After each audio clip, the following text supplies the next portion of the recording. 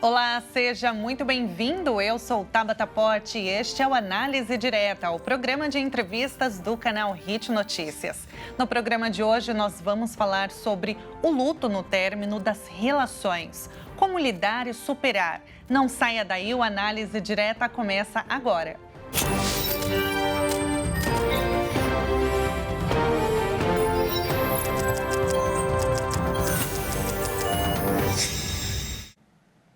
Seja muito bem-vindo ao Análise Direta, transmitido para todo o Brasil pelo canal Hit Notícias e mais 191 países pelo canal 1 Europa. No programa de hoje, nós temos a honra de receber a psicanalista e especialista em relacionamentos, Carol Tilquian. Carol, seja muito bem-vinda. Muito obrigada, estou muito feliz de estar aqui com você. Ai, a gente que fica muito feliz. Olha, primeiro de tudo, eu gostaria que você desmistificasse, porque muitas pessoas associam o luto somente à perda de um ente, de um amigo, enfim, aquele luto de ter perdido fisicamente mesmo uma pessoa. Mas ele também pode ser sentido no fim de um relacionamento. Ele é sentido no fim de um relacionamento. E eu acho que é importante a gente usar essa palavra luto, porque muitas vezes as pessoas falam, nossa, luto, mas que palavra pesada.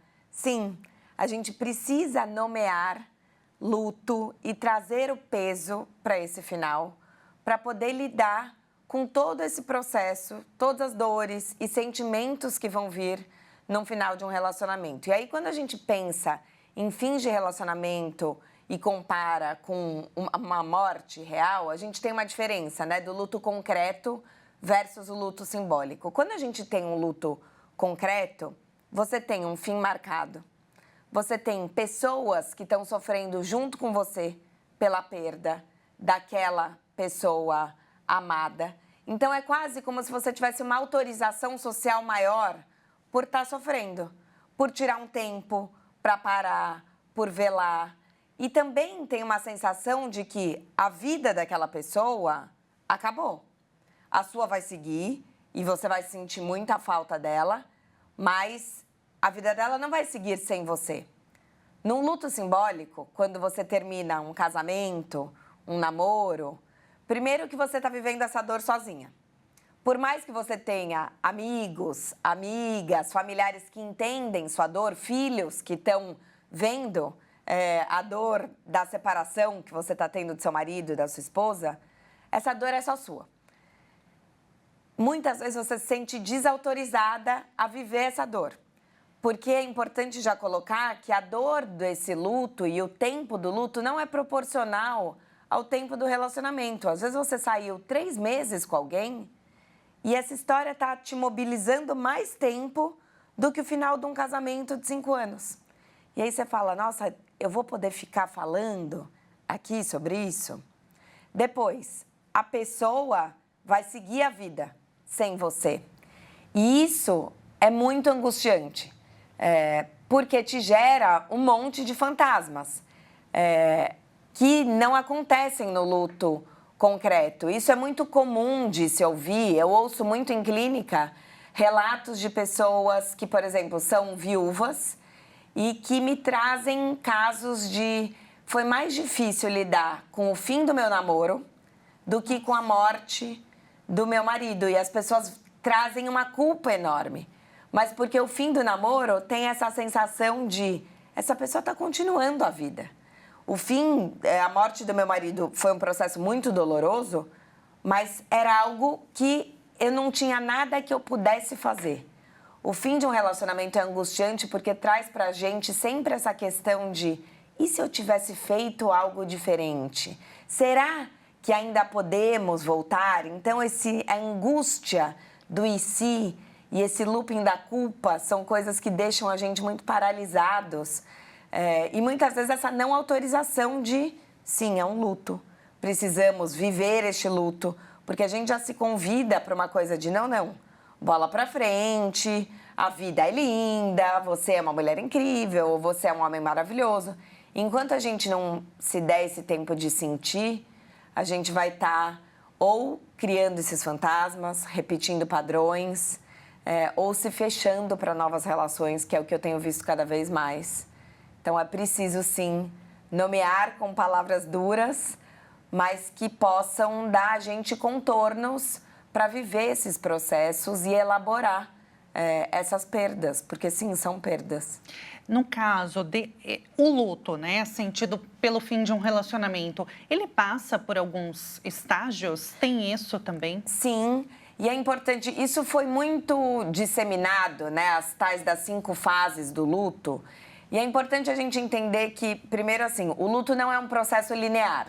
Porque quando se fala sobre 5 fases do luto, parece que é uma coisa do videogame. Então, vou passar 1, 2, 3, 4, 5, Como se fosse pronto, certinho, né? Fechou, cheguei no 5º, ganhei o meu diplominha do luto, acabou, não vai mais doer.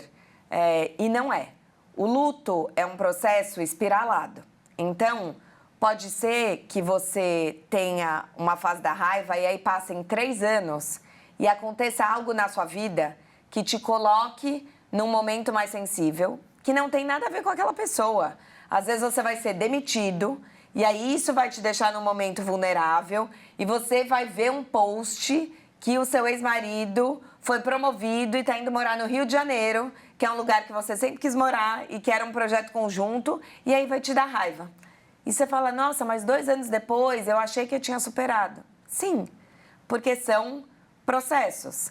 Depois, nem todo mundo passa pelos mesmos estágios ao mesmo tempo. Então, não é que você vai começar num lugar de negação, depois você vai necessariamente para a raiva, depois você vai para a barganha.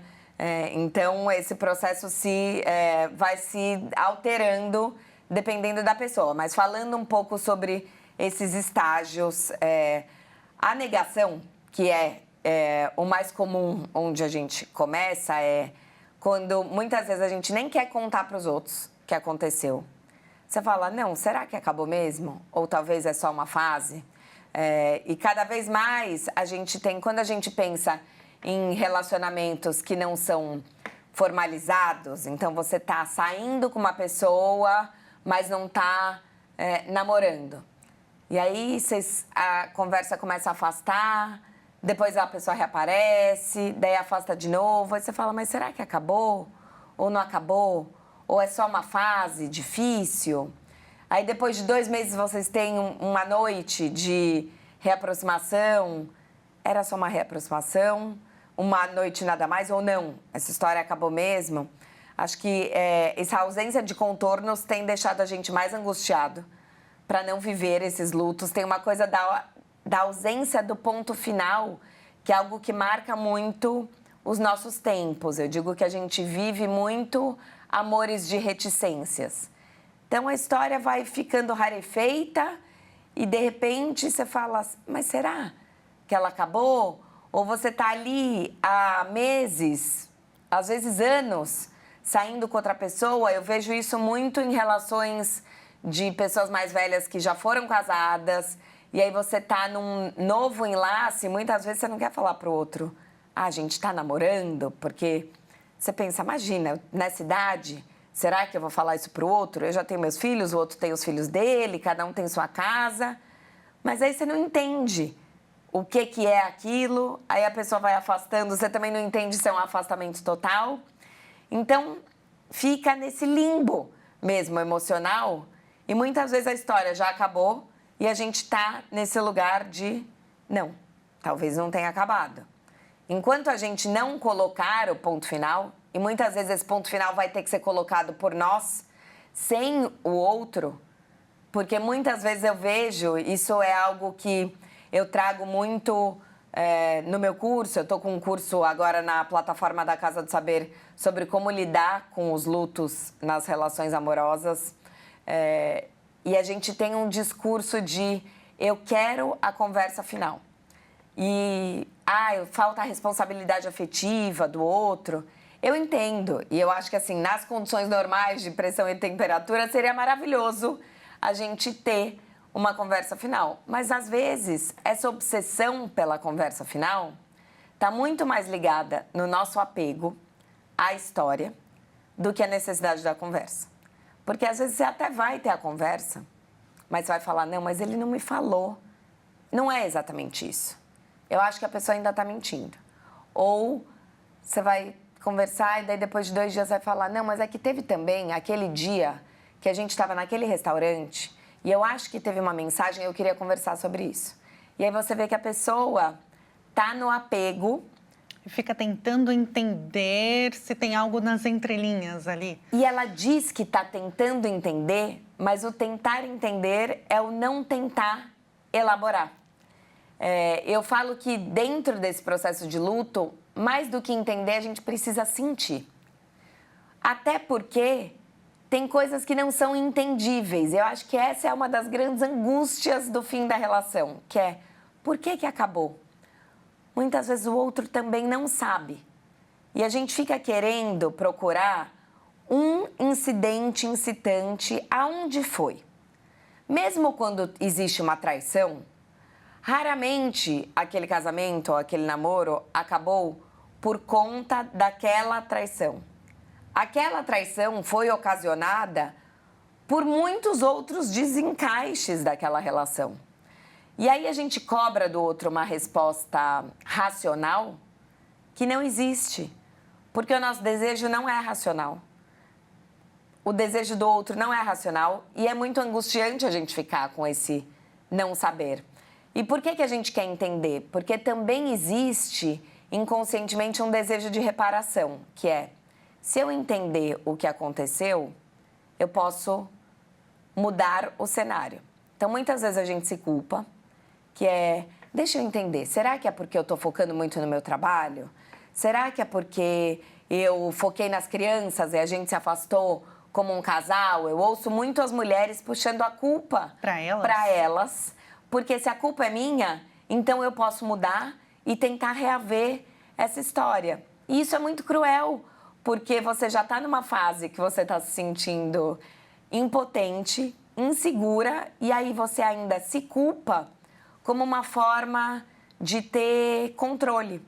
Isso também tem até, inclusive, uma aula do curso que eu falo muito sobre melancolia, que é interessante a gente diferenciar a melancolia do luto. Na melancolia, o Freud aponta muito isso na psicanálise, que é o que acontece em todo o processo do luto, né? Quando a gente gosta de alguém, quando a gente ama alguém, a gente tira um pouco da nossa energia, da libido que está na gente e direciona para o outro. E aí é como se fosse uma conta matemática mesmo, é uma balança. Eu tenho um esvaziamento do eu e coloco essa minha energia em você. A hora que você vai embora, essa minha quantidade de energia, ela fica sem destino. E aí é por isso que a gente se sente perdido, meio sem chão, né? Esses primeiros momentos você fala, o que eu vou fazer desde com o meu sábado e meu domingo? E de repente você fala, né? Tô aqui, como eu ocupo os dias, com o meu pensamento, com esses sentimentos todos que estão brotando. O que acontece na melancolia? Ao invés de eu jogar e direcionar todos os meus sentimentos e muitas vezes a minha raiva, o meu rancor para o outro, eu coloco isso para mim. Carol, a gente vai fazer um rápido intervalo, a conversa tá muito boa. O Análise Direta volta daqui a pouquinho, dá tempo de você tomar uma água e volta aqui, a gente continua o nosso bate-papo com a Carol Tilkian, que é psicanalista e especialista em relacionamentos. Não saia daí.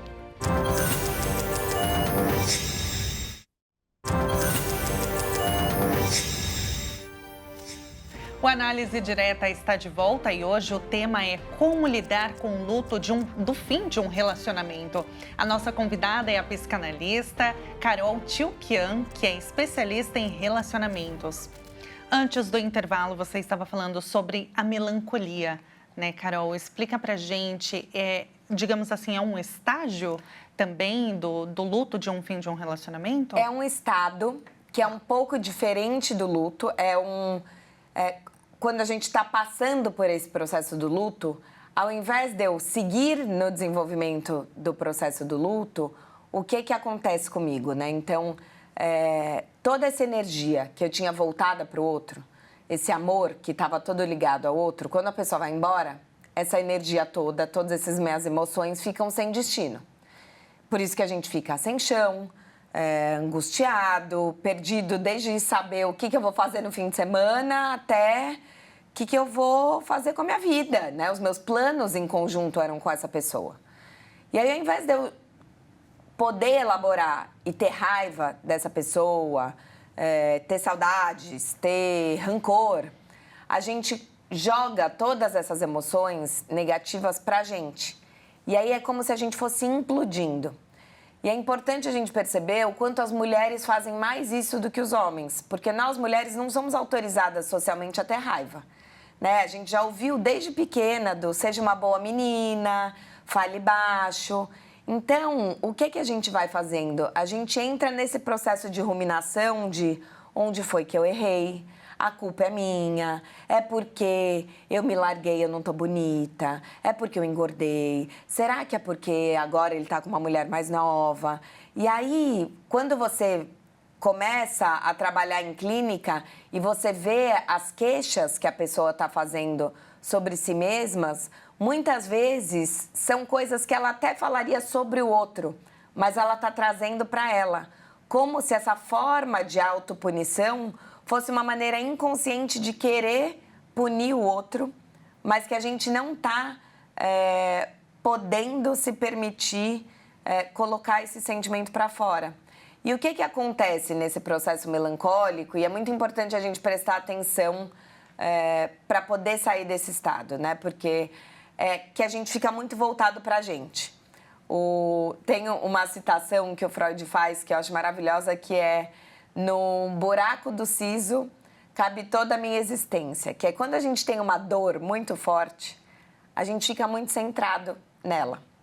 Quando a gente está passando por esse tipo de dor, a gente tende a se fechar. Então, você fala, eu não vou sair, não vou ser uma boa companhia, deixa pra lá, as pessoas ligam, você não quer ver. E aí você espera as coisas passarem para voltar a se abrir, para ir voltar a colocar energia nas coisas. Eu diria, não espere. Tem uma frase que eu acho muito bonita, que é: leva a sua dor para passear. E o não espere não é saia procurando um novo homem ou uma nova mulher para se relacionar, mas é poder entender para onde eu vou achar novos destinos para essa minha energia, seja podendo fazer um esporte novo ou podendo criar uma rotina que eu sempre quis fazer e que eu deixava para trás por conta dessa relação. Queria fazer um curso de yoga à noite? Vou fazer. Ou vou me permitir ir ao cinema uma vez por semana. Ou vou sair para dançar com as amigas e eu não preciso estar na minha melhor versão. Eu só vou sair com a minha dor e vou me distrair. Vou perguntar da vida dos outros, porque a gente está tão centrada na nossa dor, na nossa angústia, que a gente esquece também de perguntar: como é que você está? O que aconteceu com você? Às vezes, quando você pergunta da vida dos outros, você começa a olhar e falar: nossa, os outros também têm problemas. Uhum. Eu consigo ajudar as pessoas com conselhos. E aí você fala: eu sou uma pessoa legal. Eu não sou tão inútil assim. Você vai se curando de formas indiretas. E tem um lugar também da gente poder se dar esse tempo da espera, do machucado, né? Porque hoje em dia é muito um lugar de não, parte para outra, tem que esquecer. O superar, o esquecer é muito importante, né? Eu falo que elaborar um luto não é esquecer, é ressignificar. E a gente tem uma ideia de que eu vou superar uma relação quando essa pessoa passar por mim e eu não sentir mais nada. E aí eu vou olhar lá no meu feed e não tô nem aí. Não, tem pessoas que sempre vão mexer com a gente. Isso não significa que o luto não foi elaborado. Só significa que talvez eu tirei ela aqui do meu campo central da vida e coloquei num outro lugar. Que ferramentas me ajudam a fazer isso? Eu sempre falo que ajuda muito a gente ritualizar esses finais. Então, a gente estava falando no primeiro bloco sobre a conversa final. Se essa conversa não foi tida, ajuda muito você poder escrever. Se escreve uma carta com tudo que você gostaria de falar. Você não vai enviar. Mas escrever ajuda a gente a elaborar e processar as nossas emoções, colocar para fora. E como você não vai mandar, você não precisa medir suas palavras. E depois poder escrever também quais são as coisas que você agradece por esse relacionamento e que você honra esse relacionamento. Porque a gente também tende a vilanizar o parceiro ou parceira, porque a gente acha que se eu só olhar as coisas ruins, isso vai me ajudar a superar. E não necessariamente. Aí, trazendo um pouco de neurociência, né? O nosso cérebro, até para economizar energia dentro da gente, ele tende a fazer os mesmos caminhos neurais. Então, por exemplo, isso daqui eu já sei que é um copo, então eu olho formatos parecidos com esse e eu falo copo. Aí, se eu terminei essa relação porque essa pessoa me traiu e ela me traiu com uma pessoa do trabalho dela e eu descobri que toda vez que ela falava que tinha que ficar trabalhando até mais tarde, ela estava saindo com uma pessoa do trabalho. Se eu não elaborar isso, eu vou entrar num outro relacionamento e a primeira vez que a nova pessoa que eu estiver saindo falar vou trabalhar até mais tarde e ele trabalha com uma mulher que eu acho bonita, eu já vou ter um gatilho e falar, tá vendo? Será? Bom, isso já aconteceu comigo. Por quê? Porque eu tô acostumada a ler isso como um sinal de uma possível traição. Isso está associado ao meu trauma. Como eu desassocio do trauma? Pensando qual foi o aprendizado que eu tive nessa relação. E aí o aprendizado não é algo rancoroso, do tipo, não posso confiar em pessoas que falam que vão trabalhar até mais tarde. O que eu aprendi com essa pessoa? A gente sempre aprende coisas lindas. Nossa, eu aprendi a voltar a admirar as flores. Eu aprendi a me entregar.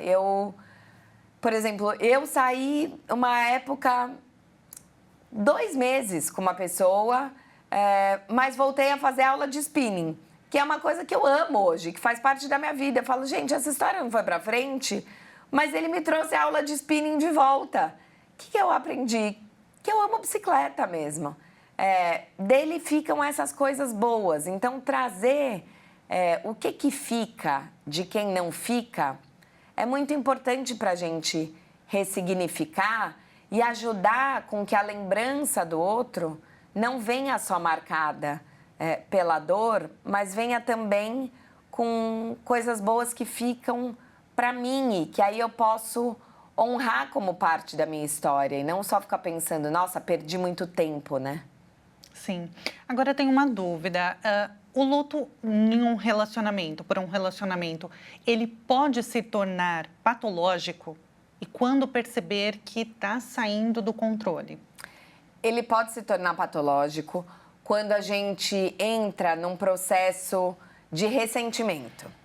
Então, é importante a gente perceber se é luto ou é ressentimento. Porque é claro, né, que existe um tempo, cada um tem um tempo, então a gente não tem que apressar o outro. Mas quando a gente percebe que ele está patológico e que a gente está preso no ressentimento, quando você conta sempre a mesma história e você está no mesmo papel.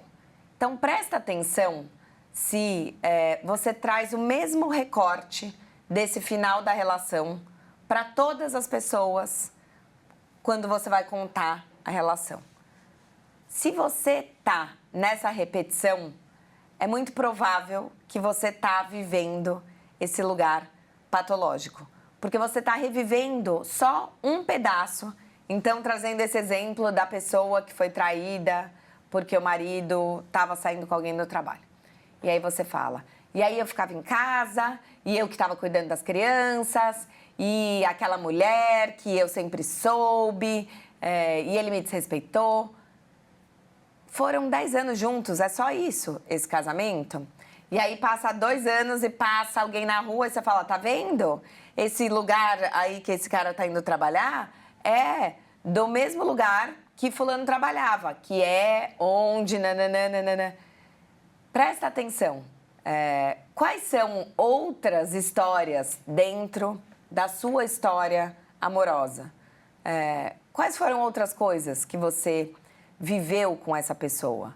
E aí, além desse repetir do ressentimento, é importante a gente entender também esse lugar da libido, se eu tô menos investida na vida como um todo, então eu tô mais apática, eu tô não querendo me relacionar, e aí não é relacionamento romântico, porque a gente volta a confiar nos nossos vínculos, não diretamente saindo com um novo homem ou com uma nova mulher, mas voltando de novo a fazer um esporte, a se permitir fazer uma viagem, a mudar os móveis de lugar, poder permitir a pensar o que me faz feliz. Quando a gente percebe que nada está me fazendo feliz na vida, que nada está fazendo sentido, aí você está nesse lugar patológico e vale pedir ajuda. E não ter vergonha de pedir ajuda, porque isso eu ouço muito em clínica, que nossa, mas eu já me separei há 2 anos, agora eu estou com vergonha de dizer que eu ainda estou sofrendo por isso. Não tenha vergonha de dizer, porque, de novo, esse sofrimento não é linear. Pode ser que tenham eventos gatilhos, que é isso, nossa, agora eu vi que a pessoa casou e eu tô aqui ainda solteira.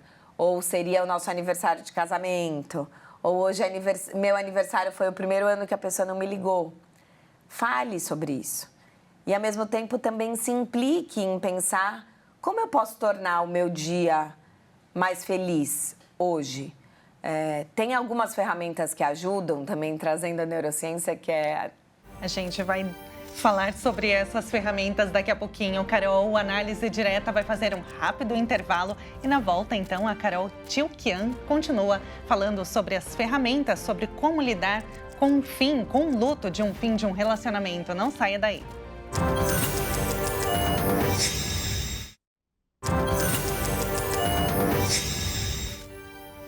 O Análise Direta está de volta e hoje a nossa convidada é a psicanalista e especialista em relacionamentos, Carol Tilquian. O nosso tema é sobre como lidar com o luto de um relacionamento, do fim de um relacionamento. Antes do intervalo, a Carol ia então passar as ferramentas, né? Você trouxe dicas aqui excelentes e muito práticas, né? Que eu tenho certeza que quem está nos acompanhando está levando isso, porque eu acho que todo mundo já viveu o luto de um fim de um relacionamento. Agora, Carol, vou deixar para você, então, passar essas ferramentas. Perfeito. A neurociência fala que a distância e não o tempo é o melhor remédio para a gente lidar com o luto. E a gente tem que pensar em se distanciar da pessoa nos nossos 5 sentidos. E eu acho isso muito interessante. Então, pensando na nossa visão, a primeira recomendação seria: pare de seguir a pessoa no Instagram. As fotos que você tem da pessoa no celular, coloca num HD no seu computador, para você não ser surpreendida naquele domingo que você acorda mais carente, o celular aparece aquela coisa do lembranças para você.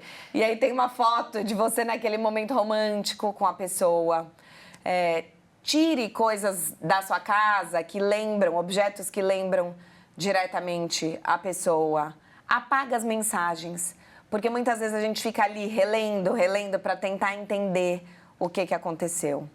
Além disso, vale pensar quais eram, se tem uma playlist que eram as nossas músicas, fica um tempo sem ouvir essas músicas, porque isso também tende a ser gatilho.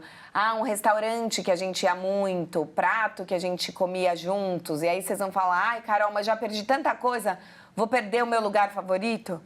Por um tempo, vale se distanciar, porque isso te remete à pessoa.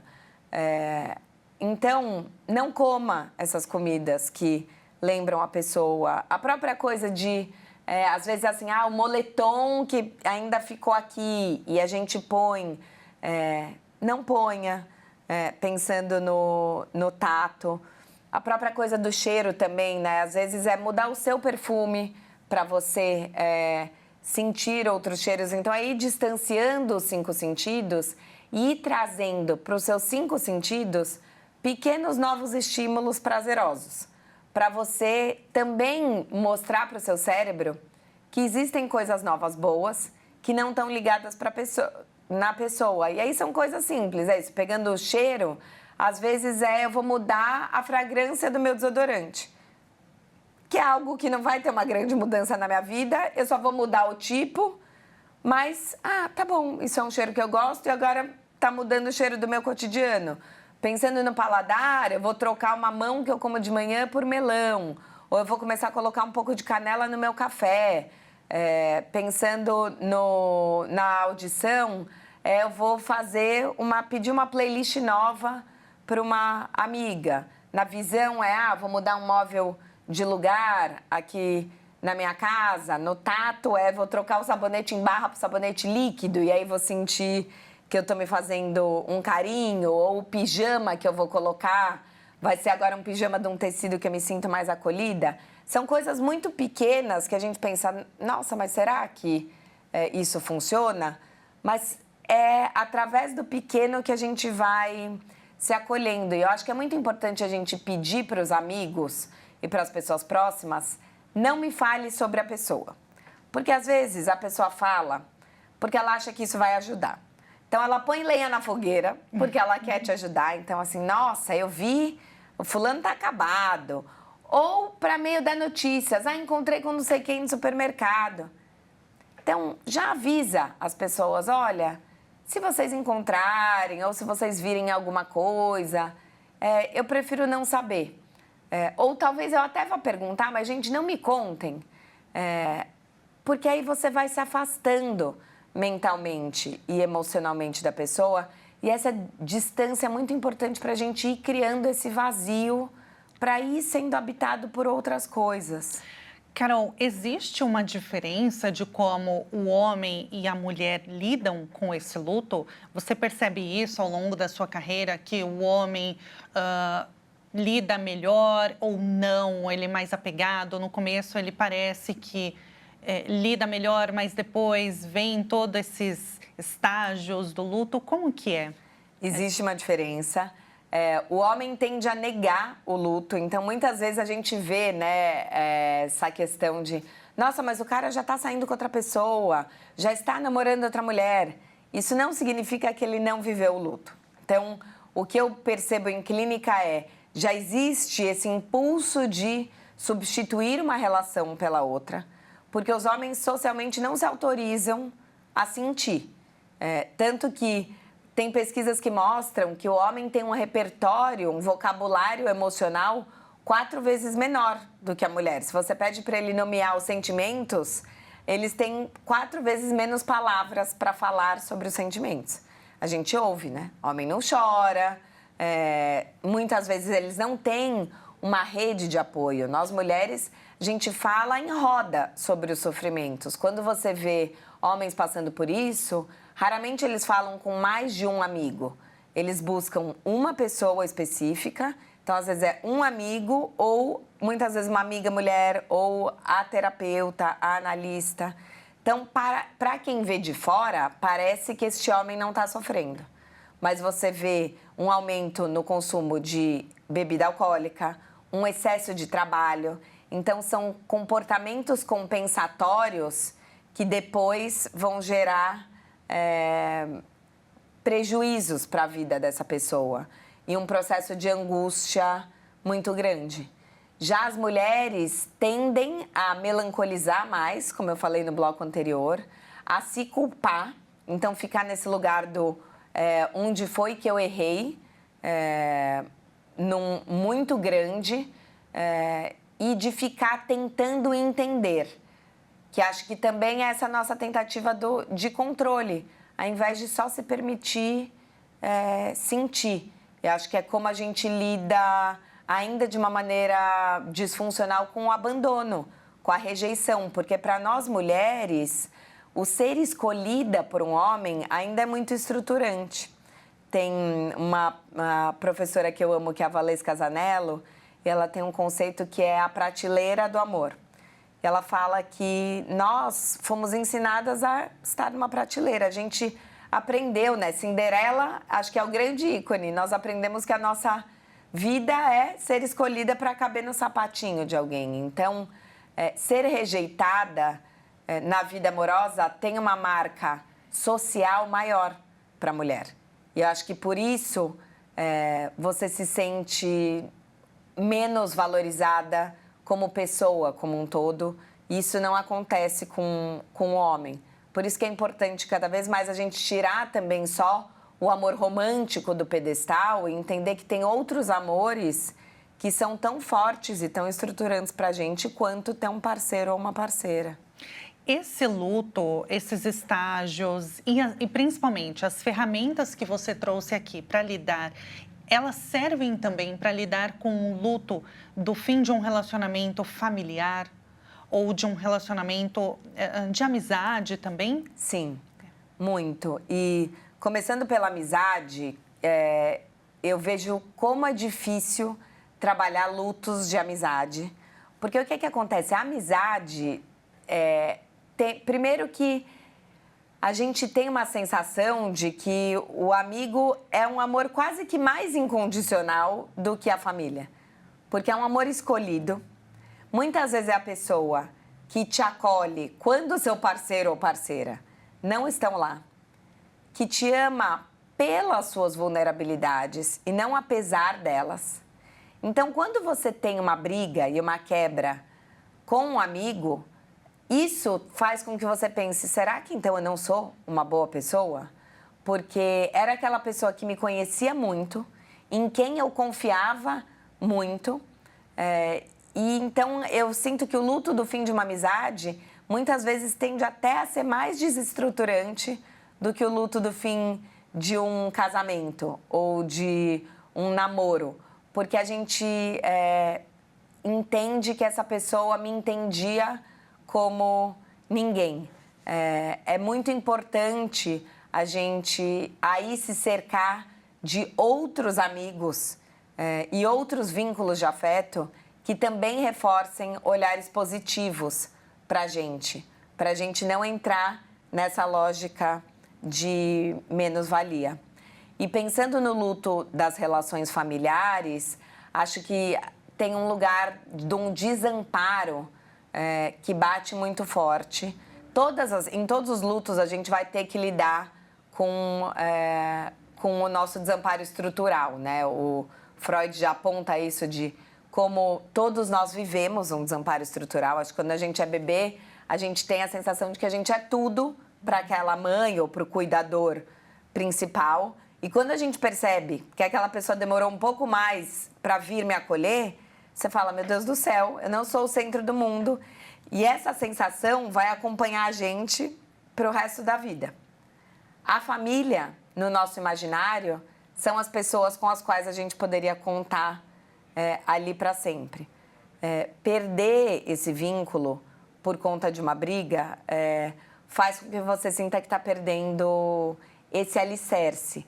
E aí também tem esse imaginário social muito ligado também ao envelhecimento, né? De com quem que eu vou contar na minha velhice se agora eu quebrei com meu irmão, por exemplo, ou se eu não estou mais falando com meu pai.